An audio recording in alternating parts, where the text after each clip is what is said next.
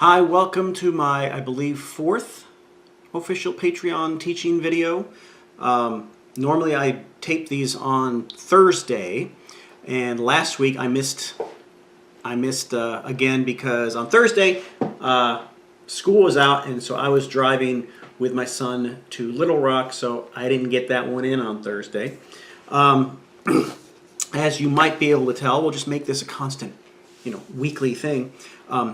I'm going to try to grow the beard out. So far, I always have the goatee. I'm going to see if I can fill that out, see how it goes. Anyway, today I'm going to start us walking through the Jacob cycle. What is the Jacob cycle, you ask? Well, that's basically Genesis 25 to 36. The last two times I kind of walked us through the Abraham story, kind of highlighted some big picture story structure things. Hopefully you got the little PDF file I sent out. So if you didn't get it, let me know and I'll send it to you. But this one with Jacob, I'm going to have another PDF file that I'll send out. It kind of looks like this. Of course, you really can't tell, but you'll get it. And basically, like the Abraham cycle, there is, I think, a discernible structure to the whole cycle, the whole Jacob cycle. And one of the things you need to learn is when you're reading the Bible and you're reading biblical narrative is, yes, you focus on the individual stories and that, but you're also, think of like a camera. You kind of zoom in on the individual stories to understand them, but then you also have to zoom out to see how that individual story fits in with the other stories and how it fits in with the larger scope of that particular section, in this case, the Jacob cycle. And I think when you do that, you kind of see some stuff that helps you understand not just the individual story, but there's a deeper meaning when you see it in light of the larger picture. In any case, if you look at the PDF file, it kind of comes in, you read it in columns, boom, boom, boom, kind of like that. And what you notice is there is what some scholars call a chiastic structure. Basically what that means, think of it kind of like a parallel structure where you have something in the middle, the thing on this side and this side kind of parallel each other, and this side parallel each other, and it kind of goes out. It comes in a variety of ways, but you see that a lot of times in biblical narrative and biblical poetry because biblical Hebrew, the writing of biblical Hebrew was very poetic, and they loved parallels. So they have a lot of chiastic structure to structure their stories.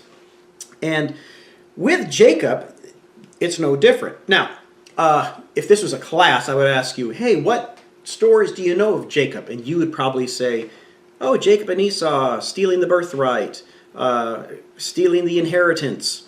What else do you know of Jacob? Maybe the ladder at Bethel, the angels going up and down the ladder.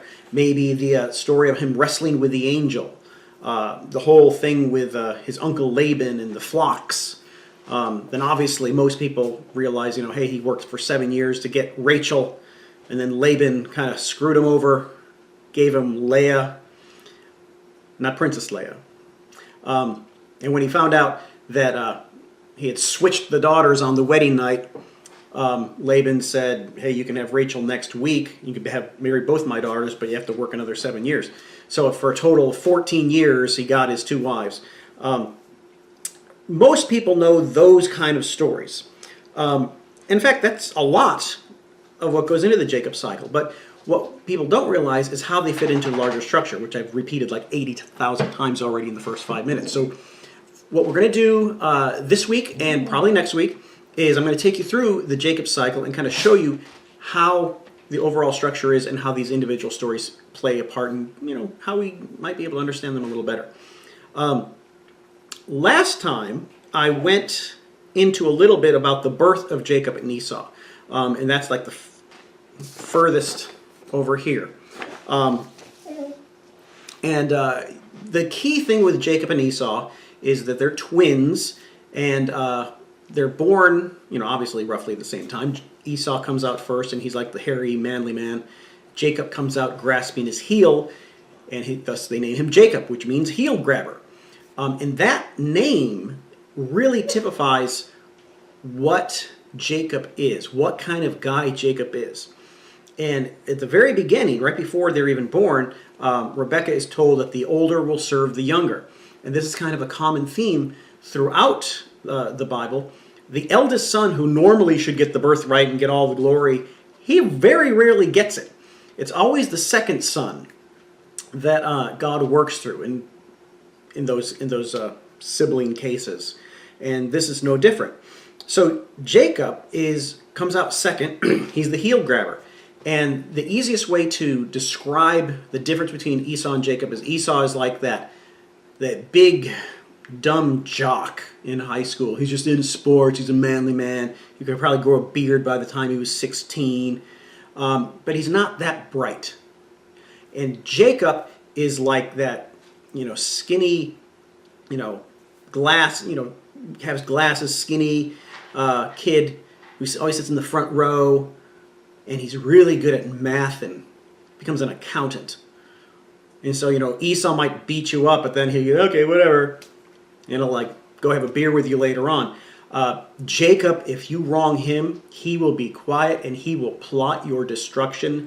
And next thing you know, you will be out of money because he will audit you and he will destroy your life.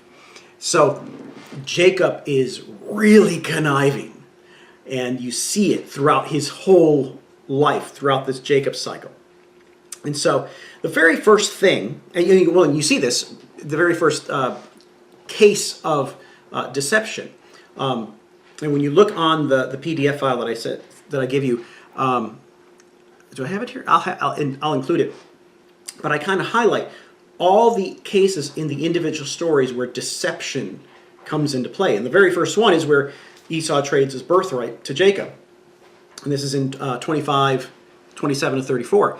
Esau is out hunting, and he comes home after a day of hunting. He's really hungry, and Jacob knows it's really easy to bribe older brother Esau because, he's just hungry. He's ruled by his stomach. So Jacob is out there as Esau's coming in, with a nice pot of stew. If you want to modernize it, think of he's sitting there with a bunch of Big Macs, and yum. And Esau wants the Big Macs, the stew. And Jacob says, well, I'll give them to you. You just got to trade me your birthright. And Esau, being Esau, is like, okay, whatever. And he makes the trade. And so he despises his birthright. It tells you something about Esau. He doesn't value it. Where Jacob values it so much, he's willing to deceive for it. Then what you see from that kind of sets it out, the birth and the initial birthright deal. But then what you see, starting in chapter 26 and really going all the way through 35, is this chiastic structure where, if you look, chapter 26, most of 26 takes place in Canaan. All the stuff takes place in Canaan. This is where Isaac quarrels with Abimelech, and he makes a covenant with Abimelech. Then from 26 all the way midway through 28, you have another conflict with Jacob and Esau, still in Canaan. And then after Jacob cheats Esau out of the inheritance and he deceives Isaac, which we'll get to, Jacob flees. And then you get starting in 28:10 all the way to 29:30. That chunk is basically Jacob is on the run. So he's fleeing away from Canaan. When he gets back to his homeland, to their ancestral home, and he meets with Laban, Uncle Laban, this is once he's married. The middle part of the Jacob cycle is basically 29 and 30, 29:31 to 30:24. It's boom, boom, boom, boom, a constant listing of all of his kids that he has with Leah, Rachel, and the two handmaidens. And then once that is established, once he has his family, the next thing is another conflict with Jacob and Laban. And this conflict leads to eventually him fleeing and going back to Canaan. And then when you get to 32 and 33, chapters 32 and 33, this is where it sets up his reunion in reconciliation with Esau. So, and then once that happens in chapters 34 and 35, he's back in Canaan trying to get established. So when you look at the PDF file that I gave you, you kind of see this structure to the whole story. It starts in Canaan, there's a conflict, so he flees. He gets to Uncle Laban's house, and then he has his family, then he has a conflict with Laban, and he flees from there to come back home, and then he's finally back home. I hope I'm still in frame, I tend to move around. And then that is how the whole Jacob story plays out. And one of the common themes, like I said, throughout the whole Jacob story is that of deception. In fact, I would say that is the overwhelming theme in the story of Jacob. Jacob is a deceiver. His sons are deceivers. He gets his wealth through deception. Everything about him is deception. Long story short, he's not a good guy. We tend to think, a lot of times we tend to think our Old Testament heroes are like these godly people. And time again, you see a lot of them are not good people. And that is kind of important. God doesn't choose Jacob because he's this awesome guy. He's, in a lot of ways, worse than Esau. Esau is just like the dumb jock who, thinks with his stomach. And Jacob is a conniver. But God uses him in his deceived nature to eventually work his fulfillment through the covenant they made with Abraham. And so one of the main themes is that of deception. Another theme, and I'll tease this out, this week and next week, is almost like I don't want to say redemption of Jacob, but I'll put it this way. At the beginning of the story, Jacob is not a devoted follower of Yahweh. And I'll show it to you when we go through it. By the time he comes back at the end, he does become a devoted follower of Yahweh. So God starts to use this person who isn't even fully worshiping him yet. But God's going to work his plan through him. Okay, but with that overview of the main themes and the main structure, let's start going through some of the specifics of the story. In chapter 26, as you can tell, it's all about Canaan. And there is Isaac and his conflict with Abimelech over a well. This should sound similar to something that Abraham had the same conflict with Abimelech over some wells. And that story had parallels to Abraham's conflict in Egypt over Pharaoh taking Sarah to be his wife that we talked earlier. But anyway, what you see in 26 is this emphasis, if you read specifically 26, 1 through 16, this emphasis regarding Isaac's conflict with Abimelech, the emphasis of Isaac's offspring will inherit the land. Again, anytime you see offspring or descendants or seed in connection with Abraham's family, you got to go back to Genesis 3, the offspring of the woman as opposed to the offspring of the serpent, like we talked about a couple sessions back.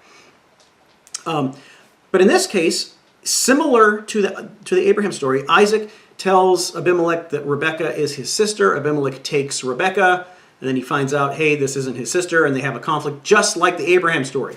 It's kind of a repetitious kind of thing that you see in Genesis. In any case, when that happens, and he quarrels over with the wells, and then Isaac, like Abraham, his father, makes a covenant with Abimelech over these wells. So it's just a parallel account to that earlier one. Doesn't get a lot of ink on a lot of circles, and I'll be honest with you, it's not the most exciting part of the Jacob story to me either. But what is exciting and interesting is the conflict between Jacob and Esau, and it starts it's really chapter 27. But right around that, at the very end of 26 and the very beginning of 28, it kind of fits in. What we learn at the very end of 26, and this kind of tells you something about Esau, is that he marries 2 Canaanite women. Now, when we're reading that, we probably think, okay, big whoop. But one of the themes in the patriarchal narratives, and the reason why Abraham sent his servant to get a wife for Isaac from his homeland, is that they were not to marry Canaanites. Canaanites are bad people, as you'll see throughout the whole history of ancient Israel. The Canaanites were never good. And so the very fact that Esau marries two Canaanite women, it shows that he isn't valuing that unique position that God wants Abraham's family to have. He's intermingling with sinful Canaanites. And that deems him unworthy for the inheritance. But then we see in chapter 27 the whole famous scene about Jacob deceiving Isaac to get Esau's inheritance. And what we find initially, ironically, is that the idea, Jacob didn't come up with the idea, his mom did.